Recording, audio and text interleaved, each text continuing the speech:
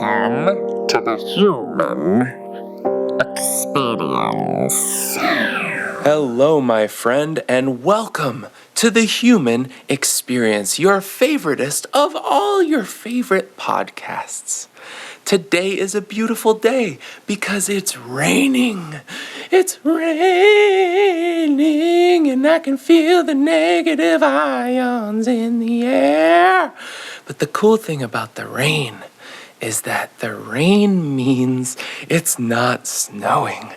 Woo! Okay, we've had a lot of snow. I know I wrote an article in the beginning of the winter about winter and yada yada, and man, it's been a brutal one. What a test. But baby, springtime's right around the corner. I know it's coming, and I'm really excited about it.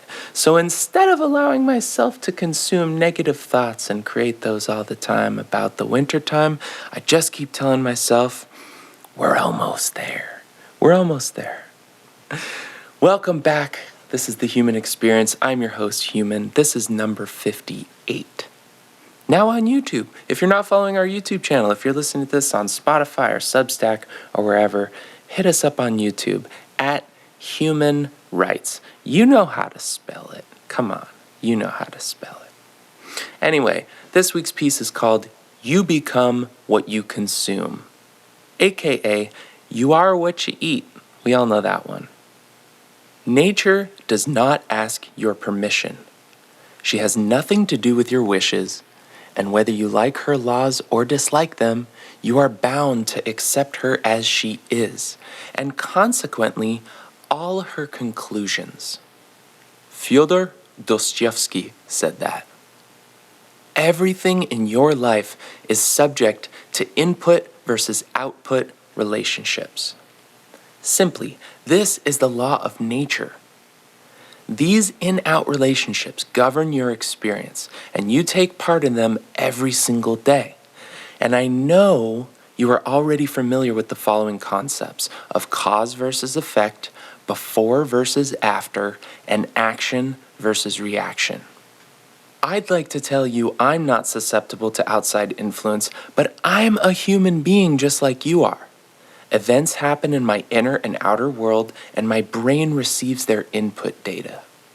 Then I calculate how the data makes me feel, and I decide what to do next. And over years spent eagle-eyeing my own behavior, I observed how when I waste my time consuming mindless material, I act in mindless ways and I do mindless things. And when I act in mindless ways, I kill whatever previous momentum I worked to build for myself. My forward progress slows to a halt, and my overall interest in life and other people slides into the gutter. But I've also noticed when I consume material with measurable substance, I become inspired to align myself with that which inspires me. And so I learned at some point, momentum simply means you are most likely to do what you just did. And your belief in this concept is shown through your action. So here's a personal story for you. When I was younger, I had no direction in life. I was mad at my parents for not being what I thought I needed, and I was mad at the world for beating me down. I played the victim card, and baby, I played it well. I worked for businesses who I decided were taking advantage of my skills without paying me enough, and I did nothing about it. And instead of doing anything about it, I allowed those feelings to build for years until they broke me in half. And every single day after work, I would sink into my chair feeling defeated. I'd complain about the unfairness of my life to anyone who would listen, while feeling powerless to create any positive change for myself that I really wanted. During those days, I also drank lots of beer, whiskey, and tequila. I smoked weed all day, every single day, and I accepted those substances as part of my identity. I needed them to survive, I thought, or at least that's what I told myself. And then every night, I would watch a show called The Trailer Park Boys. And I thought it was hilarious. I still do. I watched those goofy characters swimming in trash over and over from the comfort of my bed, and the giggles they gave at least made me feel a little bit better temporarily. But at some point I started to notice something. Whenever I would click that show on, it instantly made me want to drink alcohol and smoke weed. It was like it anchored those things into my mind, and I needed to do it as soon as I clicked it on. And my consumption rates went up. And for nearly the entirety of my 20s, that's what I did. I went to work, beat myself up for not being who I wanted to be, and then I'd go home to numb the emotional pain I was causing myself. But my heart wanted more, and it never stopped whispering in the back of my mind. My world became a hall of mirrors, and all I could see reflecting back at me were distorted versions of myself, and I hated every single one of them. Until then, one day, I read a quote from a man named Eckhart Tolle. "As long as you build your identity from your pain, you will never be free from it." Bong! Those words felt like a sledgehammer, and my head was the gong. And you could hear the reverberations of that hit from the vacuum of deep space. That's exactly what I'm doing, I realized out loud. Why am I doing this to myself? This is straight up torture. So when you get to that point, the natural next question is, what comes next? I had no idea what I was supposed to do at that point, but I knew I needed to do something. So I started by removing my favorite TV show, and almost immediately I noticed I was drinking and smoking less. And eventually I decided to pour my newfound energy that came back after I stopped doing those things into making music again. And this was a passion I sheepishly walked away from during a dark period of depression. So then after work every day, I'd go home and watch tutorials on YouTube about how to use a digital audio workstation called Ableton Live, who was gifted to me by my best friend Brandon. And I would then get inspired to create using the tools that the same guy gave me, quote unquote, in his words, for the good of music. And using the tools my online teachers gave me and my friends gave me, my music got better as I put the practice hours in. The time I spent practicing transformed my mind. It showed me the in and out relationships which govern my life. And once my confidence in my ability rose, I felt myself rise in other ways too. I decided I would no longer work for other people. There would be no one in my life who I would call boss but myself. Think about what that does to you. When you call someone else your boss over and over and over again, what does that do to your subconscious mind? And when someone I trusted reached out with an opportunity to become my first independent client, I jumped straight into the abyss and everything in my world changed overnight.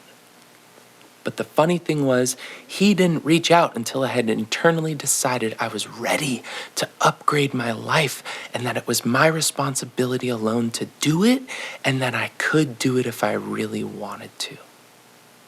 And this morning while editing, I came across a tweet from a guy named Dan Coe. If you don't know who he is, he's a very successful guy on the internet, and I like to read what he says because he's got great advice. So Mr. Dan Coe on Twitter is @TheDanCoe. And he says, "It's not instant, as all good things aren't, but creating an independent source of income is a necessity for those that want full control over their life." Mr. Dan Coe, I corroborate everything you're saying, buddy.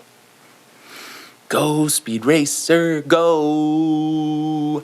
Well, it's been 6 years now since I placed that bet on myself, and I continue to invest in me over and over again. This is simply who I am now, and I'm not asking for permission again. I am an artist. I'm a writer. I am a work in progress, and I am a hustler with dirt under my nails. And I still get the chills saying this out loud. But it took me years of practice to accept myself for who I am, to take ownership of my identity, and to go all in on it. Because everyone else told me what I really wanted was too risky to accomplish, and I believed them for a long time. Yet, once I stepped beyond their voices to claim myself, I still had to overcome imposter syndrome in order to believe I was truly worthy of my own creation. And through that process, I learned when I am at war within myself, I am my own worst enemy. And the lessons I learned while at war with myself taught me my business lives or dies by my momentum. I live or die by my momentum. Things happen for all of us. And life gets tough sometimes, my friend. I've had to balance myself on jagged rocks with bare feet over pits of venomous snakes.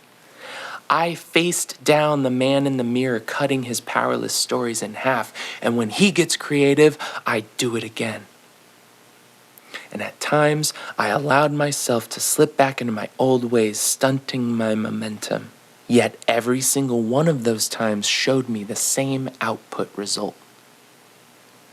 My dad used to tell me the definition of insanity, sorry, let me do my dad voice.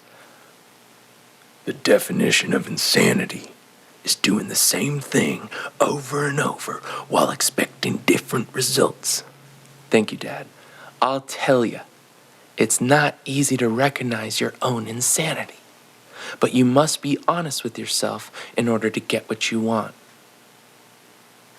It can be scary to look at yourself in the mirror with full honesty, to strip away the layers of stories you use to guard your heart, but who are you guarding it from? Once you're standing naked in the realization of your own glory, you can finally begin to live. So here are some resources I find incredibly helpful. I love this. Since I now understand how to help myself, I make sure to control the content I ingest. It's all about in and out, in and out. What you put in synthesizes what you spit out. What do you want? You know what you want. It becomes easy to figure out how you get it.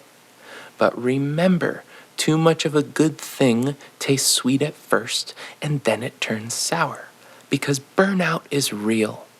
So I still mix it up with action movies, cartoons, kung fu, ridiculous memes, and comedy videos when I need some rest, and I think that's okay.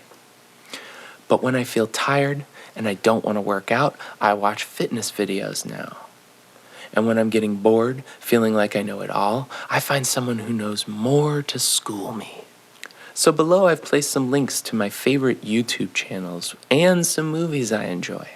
I'm honored to share these resources with you because they provide immense value for me. On the fitness side of things, Divine Masculine, I love Chris Heria. My friend Brandon, again, put me up on him as I was really starting to get interested in calisthenics, and Chris is the absolute man. Goals and a half. That dude also has a really good attitude. Really enjoy him.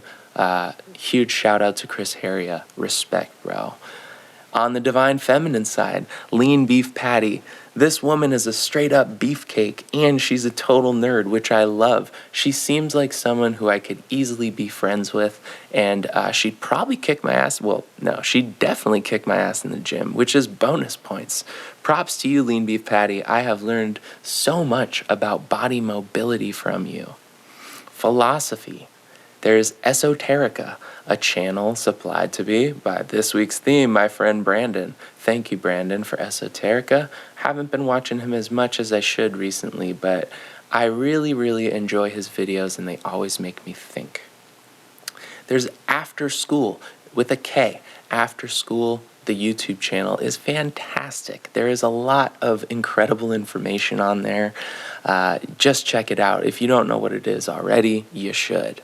And of course, who would I be without shamelessly plugging my own brand new YouTube channel, The Human Experience? I think it's the best YouTube channel. It's becoming the best YouTube channel week after week, baby. And we're still just getting started. We're having fun. On the science and mathematics side, my friend Ju-Hwan Yu, aka DJ Bullcut from Seoul, South Korea, put me up on Numberphile, and I'm a huge fan. Numberphile is wonderful because as a kid, I was afraid of mathematics, and Numberphile at least helps me kind of understand. I don't know. I'm still a stronger writer, but I'm really enjoying a little bit of math here and there. And then there is, of course, the quantum physics OG, Mr. Nassim Haramein.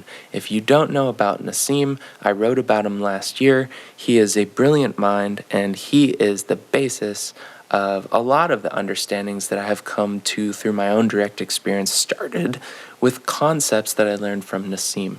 Like, it takes a lot of little things to build the big things, which is a frequent topic that we talk about here. And then there are movies. Sometimes I just want to be entertained, but I like to watch stuff that inspires me or makes me think at the same time. And I don't know, every once in a while you just got to watch Last Action Hero, right? But for the movies, I love kung fu movies because they make me want to find balance. They make me want to get up and strike and crash and flow, but connect with my chi at the same time. So I love the Ip Man movies. They're so good. And in fact, I believe, if I'm not mistaken, Ip Man was like Bruce Lee's original teacher. And then, of course, the classic, The 36th Chamber of Shaolin, one of my all-time favorite movies. I watch it usually once or twice a year. Oh, man, if that doesn't inspire you to work your butt off for something, I don't know what will. And then there's other movies like Tenet. If you want to understand what it's going to be like to live in the fourth dimension, maybe sooner than later, watch the movie Tenet, which itself is a palindrome. And then the Arlovsky film, The Fountain. Oh my God, mind-bending, reality-busting movie showing you so many different things about consciousness. And last but not least, there is my guiltiest pleasure. My favorite TV show these days is Cobra Kai. And my friend Kevin told me for a long time, you gotta watch Cobra Kai. You're gonna love it. You gotta watch it. You never watch anything I tell you to watch. And I was just like, I'll get to it. And then one day I sat down when I just needed a break and I started watching it, and I went through that show real fast because it's so corny and so endearing, and every once in a while in life you just gotta give someone a straight up old school Johnny Lawrence quiet. Oh my goodness. So that's it, my friends. That is it for this week's episode of The Human Experience. I thank you for being here, and I'm happy to share these realizations about myself with you. Sometimes you just need to remind yourself who you are. And I'm a hustler, baby. I just want you to know. And so until next week, I hope you're out there hustling too. I am imagining you bringing your dreams from the state of potential into this reality, your reality, because it's called the universe for a reason. It's all you, baby. Go get it.